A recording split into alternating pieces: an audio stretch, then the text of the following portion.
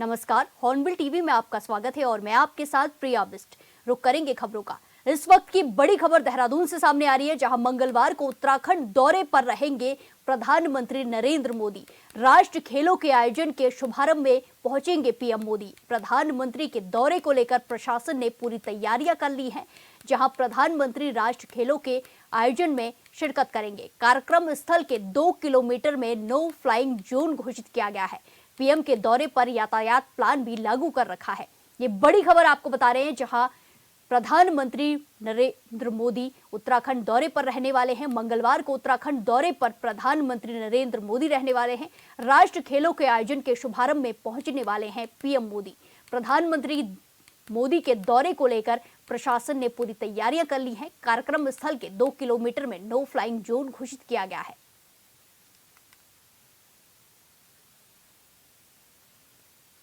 इस खबर पर ज्यादा जानकारी के साथ हमारे संवाददाता अरुण सैनी फोन लाइन पर जुड़ चुके हैं।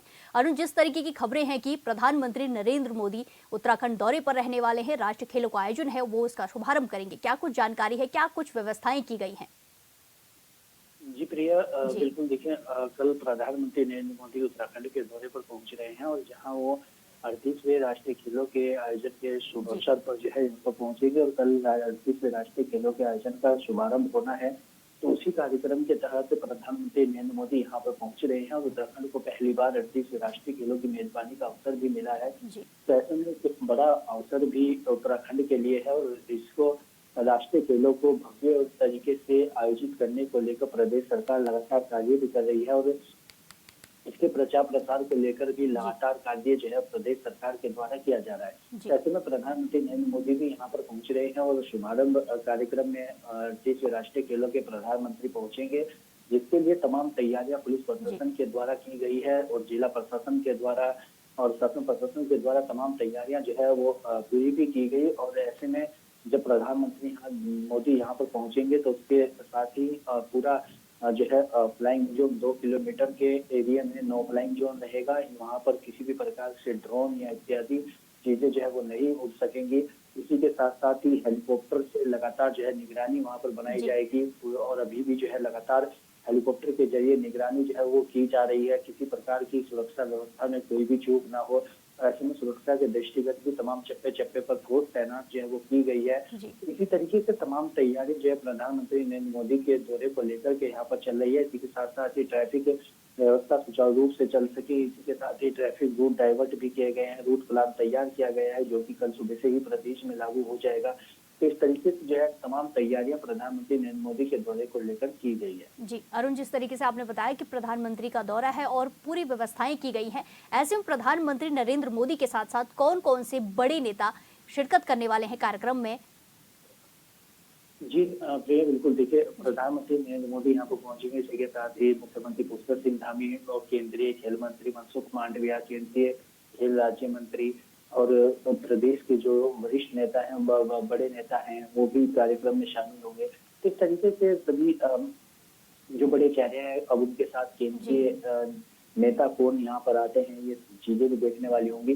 तो इसी के साथ ही इस तरीके की तमाम तैयारियां भी चल रही है और ऐसे में प्रधानमंत्री मोदी के दौरे को लेकर भारतीय जनता पार्टी के जो कार्यकर्ता है उसमें भी उत्साह देखने को मिला है और उनमें भी खुशी जो है वो देखने को मिली। जी, जिस तरीके से प्रधानमंत्री मोदी का दौरा है और जब भी देखा जाता है कि वीआईपी मूवमेंट होता है, वीवीआईपी मूवमेंट होता है, तो सड़कों पर यातायात में भी काफ़ी असर देखने को मिलता है। और ऐसे में ये भी कहा गया है कि यातायात का प्लान रहेगा और क्या कुछ इसमें एडवाइजरी जारी की गई है, सरकार की ओर से कुछ आदेश दिए गए हैं, कौन से रास्ते डाइवर्ट रहेंगे, कौन से रास्ते बंद रहेंगे? जी प्रिया, बिल्कुल देखिए कि जब भी कोई वीवीआईपी मूवमेंट जो है होता है और देहरादून में जो भी कोई ऐसा मूवमेंट होता है, कोई कार्यक्रम होता है, तो ट्रैफिक व्यवस्था को लेकर के कई तरीके की दिक्कतें सामने आती है। तो ऐसे में ट्रैफिक व्यवस्था सुचारू रूप से चल सके, उसमें कोई दिक्कत परेशानी ना हो, तो इसके लिए जगह जगह पर रूट डाइवर्ट भी किए गए हैं और पुलिस फोर्स भी तैनात की गई है ताकि लोगों को भी भटकना ना पड़े और लोगों को भी रास्ता सही तरह से पता चल पाए। तो इस तरीके से जो है तमाम तैयारियां, रूट को प्लान भी तैयार किया गया है जिसमें कि तमाम तैयारियां की गई है। जगह जगह पर चौक चौराहों पर पुलिस भी तैनात की गई है ताकि किसी को भी किसी प्रकार की दिक्कत परेशानी का सामना न करना पड़े। धन्यवाद अरुण, हमारे साथ जानकारी साझा करने के लिए। खबरों में आगे बढ़ेंगे। अगली बड़ी खबर भी उत्तराखंड से सामने आई है, जहां उत्तराखंड में यूसीसी लागू होने का इंतजार खत्म हो गया है। उत्तराखंड में मुख्यमंत्री धामी आज करेंगे यूसीसी पोर्टल का लोकार्पण। यूसीसी से समाज में एक रूपता आएगी, ये सीएम धामी का कहना है। सभी के लिए समान अधिकार होंगे, दायित्व सुनिश्चित होंगे, सीएम धामी का ये सब कुछ कहना है। मुख्यमंत्री आवास में किया गया है आयोजन। ये बड़ी खबर आपको बता रहे हैं, जहां की आज यूसीसी प्रदेश में लागू होने जा रहा है। उत्तराखंड में यूसीसी लागू होने का इंतजार खत्म होने वाला है। मुख्यमंत्री धामी आज करेंगे यूसीसी पोर्टल का लोकार्पण। यूसीसी से समाज में एक रूपता आएगी, धामी सरकार का ये सब कुछ कहना है। सभी के लिए समान अधिकार, दायित्व सुनिश्चित होंगे, सीएम धामी का ये कुछ सब कुछ कहना है। मुख्यमंत्री आवास में इसके लिए कार्यक्रम भी आयोजित किया गया है। ये बड़ी खबर आपको बता रहे हैं, जहां उत्तराखंड में यूसीसी लागू होने वाला है और प्रदेश स्वतंत्र भारत का पहला राज्य बनेगा जहां यूसीसी कानून लागू होगा। ये बड़ी खबर आपको बता रहे हैं, जहां यूसीसी लागू होने जा रहा है। उत्तराखंड में यूसीसी लागू होने जा रहा है। देवभूमि में यूनिफॉर्म सिविल कोड लागू होने जा रहा है, जिसका इंतजार आज ही खत्म होगा। मुख्यमंत्री धामी आज करेंगे यूसीसी पोर्टल का लोकार्पण।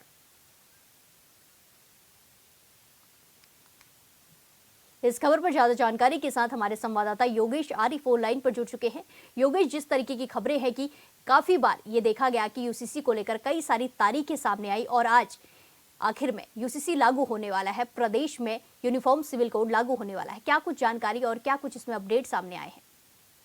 देखिए बिल्कुल प्रिया, जिस तरह देखा जाए कि यूनिफॉर्म सिविल कोड को लागू करने के लिए जो है काफी लंबे समय से इंतजार किया जा रहा था और इसको लेकर के कई तारीखें भी सामने आई थी, लेकिन उस दौरान जो है इसका पूरा खाका तैयार नहीं था और इसलिए इसको लागू नहीं किया गया था। दीपावली पर भी कहा जा रहा था, उसके बाद कहा जा रहा था और नए साल पर भी ये सुनने में आया था कि सिविल कोड लागू हो जाएगा, लेकिन उसकी तैयारियां पूरी न होने के कारण जो है लागू नहीं किया गया था। लेकिन अब जिस तरह से आज इसको 12:30 बजे लागू करने की बात सामने आ रही है और साथ ही कहा जा रहा है कि आज इसको लागू कर दिया जाएगा, इसके लिए जो एक वेब पोर्टल बनाया गया है वो भी जो है आज जारी हो जाएगा। उसके जो मॉक ड्रिल है वो भी की जा चुकी है। देखिए दिल्ली के जो चुनाव है उसके चुनाव से वापस लौटने के बाद मुख्यमंत्री ने इसको लेकर के कहा था कि अब इसको जारी कर देंगे। साथ ही कल भी तारीखों का ऐलान कर दिया था कि कल जो है इसको जारी किया जाएगा।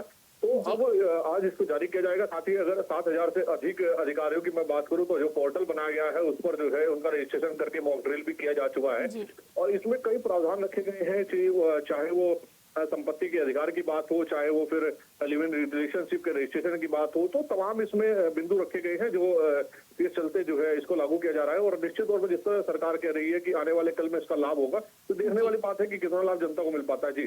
जी योगेश, जिस तरीके से देखा जाए है कि यूसीसी लागू, जब से यूसीसी की चर्चा चली है तब से ही इसमें हंगामा भी देखने को मिला है। विपक्ष इस पर कई सारे आरोप भी लगाता है, अवैध भी करार देता है। ऐसे में क्या कुछ विपक्ष की ओर से देखने को मिल सकता है? क्या कुछ हंगामा की भी स्थिति बनी हुई है या संभावनाएं नजर आ रही हैं?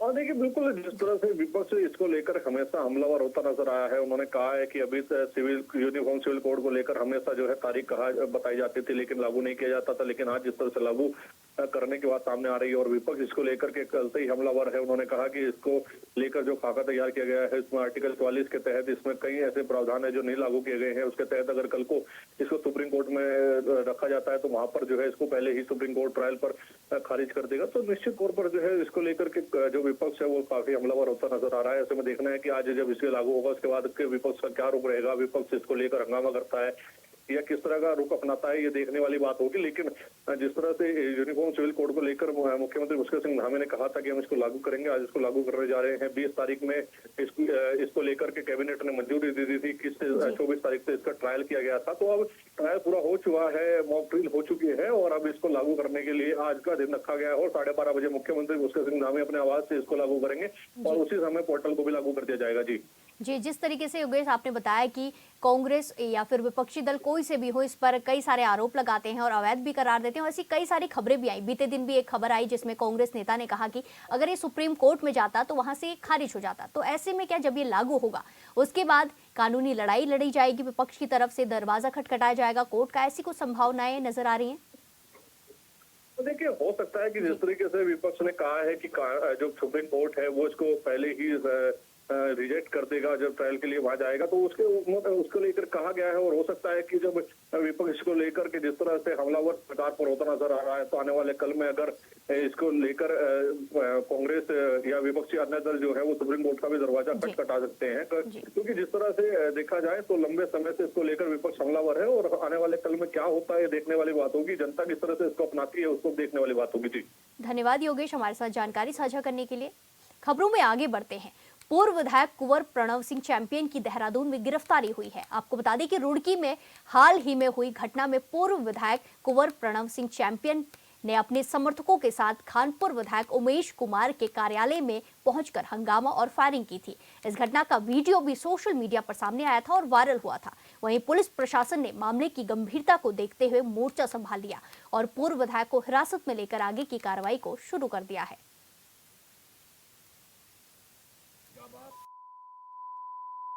कुंवर प्रणव चैंपियन द्वारा माननीय विधायक उमेश शर्मा के आवास कैंप ऑफिस में जाके जो फायर किया गया था, उसके उनके और उनके समर्थकों द्वारा उसमें तत्काल पुलिस के द्वारा अभियोग पंजीकृत किया गया, जिसमें हमारी विशिष्ट टीमें लग के आज अभी कुंवर प्रणव चैंपियन की अरेस्टिंग की गई है। इसमें आवश्यक जो वैधानिक कार्रवाई हैं वो की जा रही हैं। इसी क्रम में माननीय विधायक उमेश शर्मा के विरुद्ध भी पुलिस की ओर से एक अभियोग पंजीकृत किया गया है, जो चैंपियन कुंवर प्रणव चैंपियन की ओर से प्राप्त तहरीर के आधार पर लिखा गया है और उनको भी अभी हिरासत में उनको और उनके समर्थकों को लिया गया है। इसमें बिल्कुल जो भी वैधानिक कार्रवाई है पुलिस की ओर से सख्त की जा रही है। लगातार 2 दिन से हरिद्वार के अंदर जो माहौल बन रहा है और ऐसे लोगों द्वारा बन रहा है जिन पर जनता का विश्वास है, एक वर्तमान विधायक है, पूर्व विधायक है, और प्रदेश के अंदर कानून व्यवस्था बनी रहे, जिनके नॉलेज में इस बात का पूरा जानकारी भी है और चीज़ों को समझते भी है, लेकिन इस प्रकार से कानून अपने हाथ में लेकर और कानून का खिल्ली उड़ाना, ये कम से कम एक जनप्रतिनिधि को शोभा नहीं देता है। और मैंने आज माननीय मुख्यमंत्री से कहा भी है कि प्रदेश की कानून व्यवस्था बनी रहे, इसके लिए सख्त कदम उठाने चाहिए और इस प्रकार का माहौल निर्माण किसी के द्वारा ना हो, इसका प्रयास होना चाहिए। हमने मुजावरत की कार्रवाई की तो पुलिस ने हमें उठा लिया। अच्छा, अन्याय हो रहा है, अन्याय। अब क्या करेंगे? आगे क्या करेंगे? फायर करेंगे। किस्म 10:28 पे मैंने फोन किया, मैंने FIR लिखी, लेकिन हमारी कोई सुनवाई नहीं हुई। जब नहीं हुई तो फिर आदमी को अपना सम्मान तो रखना पड़ेगा। किस्म 10:28 पे मैंने फोन किया, मैंने FIR लिखी। इस खबर पर ज्यादा जानकारी के साथ हमारे संवाददाता गोविंद चौधरी हमारे साथ फोन लाइन पर जुड़ चुके हैं। गोविंद, जिस तरह की खबरें सामने आई हैं कि पहले दोनों नेताओं के बीच में, पूर्व विधायक और वर्तमान विधायक के बीच में विवाद हुआ, फिर उसके बाद कार्यालय जाकर बंदूक लहराई गई और अब पुलिस की कार्रवाई देखने को मिली है। क्या कुछ इसमें अपडेट सामने आए हैं और क्या कुछ दूसरे पक्ष पर कार्रवाई की गई है? बिल्कुल, देखिए, लगातार जिस तरह से दोनों ही विधायक, पूर्व विधायक की बात करें या फिर वर्तमान विधायक उमेश कुमार की बात करें, तो दोनों को ही सोशल मीडिया पर जुबानी जंग जो है लगातार जारी थी। एक दूसरे पर प्रत्यारोप लगा रहे थे और कहीं ना कहीं गालियों का, जो अपशब्द भाषाओं का यहाँ पर प्रयोग कर रहे थे। इसी को लेकर जिस समय ये जुबानी जंग चल रही थी, तो 25 तारीख की घटना देर शाम की अगर बात करें तो उमेश कुमार जो पूर्व विधायक है खानपुर से, उनके समर्थक जो है, जो पूर्व विधायक है कुंवर प्रणव सिंह चैंपियन, उनके आवास रंग महल लंढोरा यहाँ पर पहुंचे थे। देर रात्रि का ये पूरा मामला था। पूरा वाक्य के दौरान सोशल मीडिया पर कुछ तस्वीरें यहाँ पर साझा की गई थी, जिसमें जो है वर्तमान विधायक जो चैंपियन के आवास पर समर्थकों के साथ पहुंचे थे गाल गलौज करते हुए। तो इसी कड़ी में जो है, जो पूर्व विधायक है कुंवर प्रणव सिंह चैंपियन, उनकी पत्नी द्वारा जो गंगनहर कोतवाली रुड़की है, वहां पर जो है घर में घुसकर हमला और तमाम तरह की धाराओं में यहाँ पर जो उमेश कुमार वर्तमान विधायक है उनके खिलाफ मुकदमा दर्ज यहाँ किया है और उनके कुछ समर्थकों को भी हिरासत में लिया गया है। हालांकि उमेश कुमार को भी पुलिस ने हिरासत में लिया गया है, लेकिन जब कहीं ना कहीं उमेश कुमार का दबाव की बात करें या फिर सत्ता की बात करें या फिर अपनी समर्थकों की बात करें, तो उसको लेकर जो है देहरादून में जो है कुंवर प्रणव सिंह चैंपियन को भी यहाँ पर हिरासत में लिया था, क्योंकि वो अपने समर्थकों के साथ जो विधायक हैं वर्तमान उनके कार्यालय पर पहुंचे थे और कहीं ना कहीं यहाँ पर जो गोली चलाने का आरोप है, मारपीट करने का आरोप है। कुछ ऐसी सोशल मीडिया पर तस्वीरें जिसमें चैंपियन खुद गोली चला रहे हैं, उनके जो सहयोगी हैं वो यहाँ पर गोली चला रहे हैं, जो सुरक्षा कर्मी है वो यहाँ पर गोली चला रहे हैं। तो उसको लेकर जो है दोनों ही तरफ से जो है शांति व्यवस्था प्रभावित ना हो। इस कड़ी में जो है हरिद्वार पुलिस ने एक बड़ी कार्रवाई की। दोनों ही ओर से जो है यहाँ दोनों ही वर्तमान और पूर्व विधायक के खिलाफ मुकदमा दर्ज किया। दोनों को देर रात तक हिरासत में धन्यवाद लिया है। गोविंद हमारे साथ जानकारी साझा करने के लिए। खबर उत्तरकाशी से है, जहां तहसील मोरी के अंतर्गत सावड़ी गांव में आग लगने की सूचना मिलते ही दमकल विभाग और पुलिस की टीमों को मौके पर रवाना किया गया।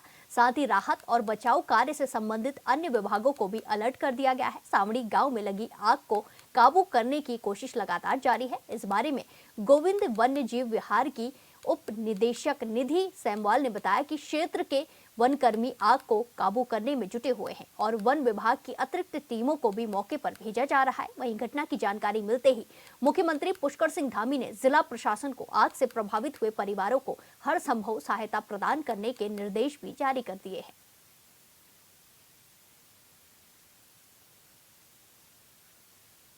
ये खबर जैसे कि हम आपको बता रहे हैं, जहां आग लगने की खबर आई है, इसके बाद सीएम धामी ने भी हर संभव सहायता प्रदान करने के लिए अधिकारियों को निर्देश दिए गए हैं। आग पर काबू पाया जा रहा है, दमकल की टीमें भेजी गई हैं। आग पर काबू पाने के लिए सावड़ी गांव की ये पूरी घटना बताई जा रही है। इस खबर पर ज्यादा जानकारी के साथ हमारे संवाददाता दीपक नौटियाल हमसे फोन लाइन पर जुड़ चुके हैं। दीपक, जिस तरीके की खबरें सामने आई हैं कि आग लगी है गांव में, और इसके बाद क्या कुछ कार्रवाई है और क्या कुछ आग लगने के कारण बताए जा रहे हैं, क्या कुछ वजह सामने आई है? जी बिल्कुल, आपको बता दूं कि ये जो गांव है ये जो है विकासखंड बोरी के अंतर्गत पड़ता है और इस सड़क से लगभग जो है 5 किलोमीटर दूरी पे है, जिसका कारण वहाँ पे जो है जो टीम है उनको आग बुझाने में जो है काफी मशक्कत करनी पड़ी और अभी वर्तमान में स्थिति है कि आग पर पूर्ण रूप से काबू पा लिया गया और लगभग जो है 9 मकान है वो पूर्ण रूप से जल चुके हैं और 2 मकानों को जो है आंशिक रूप से जो तोड़ा गया ताकि उन पर आग न लगे। पर ये कि 9 जो परिवार में जो लोग रह रहे थे उनको जो है सुरक्षित स्थानों पर शिफ्ट कर दिया गया। जी शुक्रिया दीपक हमारे साथ जानकारी साझा करने के लिए। खबरों में आगे बढ़ते हैं। कांग्रेस प्रवक्ता शीशपाल बिष्ट ने भी खानपुर विधानसभा के विधायक और पूर्व विधायक के बीच हुई जंग को लेकर अपना बयान जारी किया है। उन्होंने कहा कि खानपुर विधानसभा क्षेत्र पूर्व विधायक और वर्तमान विधायक के बीच जंग का अखाड़ा बन गया है। दोनों की लड़ाई से राज्य में कानून व्यवस्था की स्थिति का अंदाजा लगाया जा सकता है। कांग्रेस लगातार कह रही है कि राज्य में कानून व्यवस्था नाम की कोई चीज नहीं है। उन्होंने आगे कहा कि खानपुर में पूर्व विधायक और वर्तमान विधायक खुलेआम गाली गलौज कर रहे हैं, हथियार लहरा रहे हैं और पुलिस प्रशासन मूक दर्शक बनी हुई है।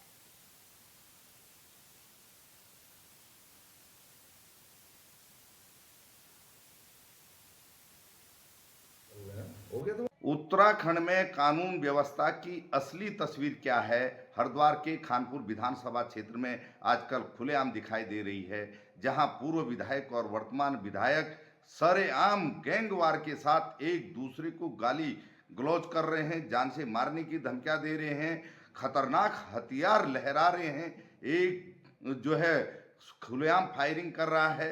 आखिर ये क्या हो रहा है? पुलिस प्रशासन मूक दर्शक बना हुआ है, कोई कड़ी कार्रवाई नहीं हो रही है। मुख्यमंत्री और प्रदेश के किसी मंत्री का अभी तक कोई बयान सामने नहीं आया है। जनता डर के माहौल में है, ना जाने कब कौन सी बड़ी घटना हो जाए। उत्तराखंड को बिहार बनाने पर राज्य के नेता तुले हुए हैं और सत्ता का संरक्षण दोनों को है, दोनों प्रदेश सरकार के चहेते हैं। कब ये तस्वीर बदलेगी और कब सरेआम ये गुंडई समाप्त होगी, ये जनता देखना चाहती है। देश के 76वें गणतंत्र दिवस को सीमांत जिले उत्तरकाशी में धूमधाम के साथ मनाया गया। इस अवसर पर जिला मुख्यालय के साथ नगर पालिका, तहसील और सभी सरकारी कार्यालयों पर वरिष्ठ विभागीय अधिकारियों ने ध्वजारोहण किया। वहीं इस अवसर पर स्थानीय विद्यालयों के छात्र छात्राओं के द्वारा नगर क्षेत्र में प्रभात फेरी निकाले जाने के साथ ही विद्यालयों में ध्वजारोहण कर सांस्कृतिक कार्यक्रमों का आयोजन भी किया गया।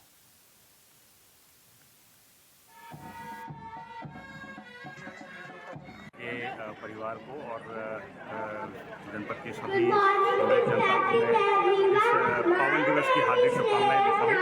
और ये दिवस जो है हम सबके लिए बहुत महत्वपूर्ण है, क्योंकि संविधान का तो अडॉप्शन हुआ ही था, बट ये एक दिन याद करने का है उन शहीदों को जिन्होंने अपनी शहादत दी है देश की सीमाओं की रक्षा के खातिर, और उन स्वतंत्रता सेनानियों को जिनके बदौलत हमको ये आज़ादी और ये पल आज देखने को मिले, तो सभी जनपद वासियों को और देशवासियों को हम सभी पूर्व सैनिकों की तरफ से गणतंत्र दिवस की हार्दिक शुभकामनाएं।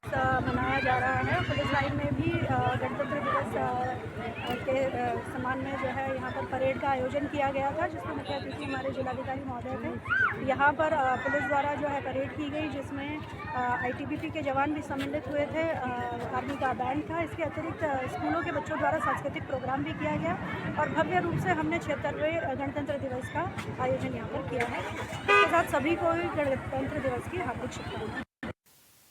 रानीखेत में 26 जनवरी गणतंत्र दिवस के अवसर पर कुमाऊं रेजिमेंट सेंटर ने क्रॉस कंट्री दौड़ प्रतियोगिता का आयोजन किया। मौके पर KRC commandant brigadier Sanjay Kumar Yadav ने क्रॉस कंट्री दौड़ को हरी झंडी दिखाकर रवाना किया, जिसमें 12 साल से 45 साल तक के प्रतिभागियों ने प्रतिभाग लिया।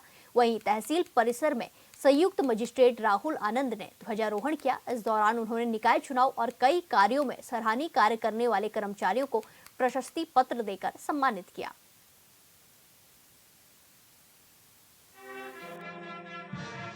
समस्त देशवासियों को हमारे गणतंत्र दिवस की बहुत बहुत बधाइयाँ देना चाहता हूं और मैं हम सबसे आग्रह करता हूं कि इस दिन हमारा संविधान लागू हुआ था और इसी प्रकार हमें आज भी संविधान के सम्मान करना चाहिए, उसके सिद्धांतों का अनुपालन सुनिश्चित करना चाहिए। इसके अलावा तहसील में झंडारोहण का कार्यक्रम हुआ। हमारे स्वतंत्रता सेनानी यहाँ पे हैं आनंद सिंह बिष्ट जी, इनको बुलाकर यहाँ पे सम्मानित किया गया, इनके वचनों को सुना गया। इसके उपरांत हमने तहसील में हमारे तहसील एवं नगर पालिका एवं अन्य कार्मिक जिन्होंने हमें निर्वाचन के दायित्वों में, इसके अलावा अन्य कार्यों में भी जिन्होंने हमें बहुत सहयोग किया, उनको एक प्रशस्ति पत्र दिया गया, जिसमें हमारे 3-4 शिक्षक हैं जिन्होंने बहुत उत्कृष्ट कार्य किया। ये कुमाऊं रेजिमेंटल सेंटर की तरफ से रानीखेत के निवासियों को सभी को गणतंत्र दिवस की बहुत बहुत शुभकामनाएं। और उसी उपलक्ष्य में जैसे कि तिमाही में हर बार एक क्रॉस कंट्री का आयोजन किया जाता है सेंटर द्वारा, इस बार जो है पुरुष, महिलाएं, बच्चे, जिसमें लड़के और लड़कियां 4 कैटेगरी हैं, और साथ में एक वॉकाथॉन भी इंट्रोड्यूस किया गया है, जिसमें सभी 45 साल से उम्र के जो बुजुर्ग महिलाएं और पुरुष हैं उनको 5 किलोमीटर का वॉक का भी इस बार कंपटीशन में शामिल किया गया है। मसूरी के नगर पालिका परिषद चुनाव में इस बार बीजेपी का परचम लहराया है, जहां अध्यक्ष पद पर बीजेपी प्रत्याशी मीरा सकलानी ने बाजी मारी है। मीरा सकलानी ने निर्दलीय दलों के प्रत्याशियों को 315 वोटों से मात दी है।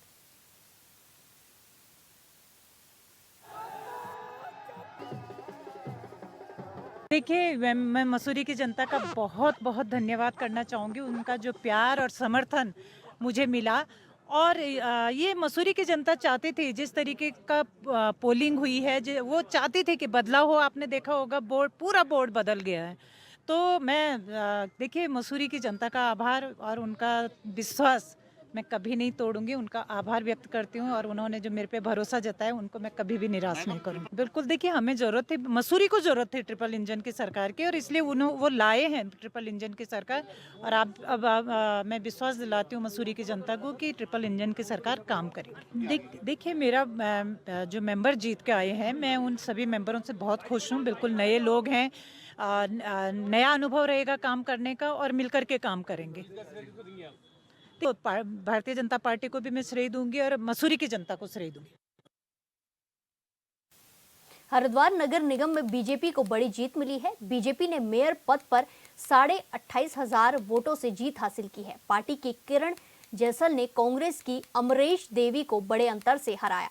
एक और जहां नगर निगम के कुल 60 वार्डों में बीजेपी ने 41 वार्ड जीत लिए, तो वहीं दूसरी ओर कांग्रेस यहां 14 वार्डों पर ही सिमट कर रह गई, जबकि 5 वार्ड निर्दलीय की झोली में आ गए। वहीं बीजेपी को मिली बड़ी जीत से बीजेपी नेताओं और कार्यकर्ताओं में जबरदस्त उत्साह है। इस संबंध में किरण का कहना है कि उन्होंने चुनाव के दौरान जनता से जो वादे किए हैं, अगले 5 सालों में उन सभी वादों को पूरा करने के लिए काम करेंगी।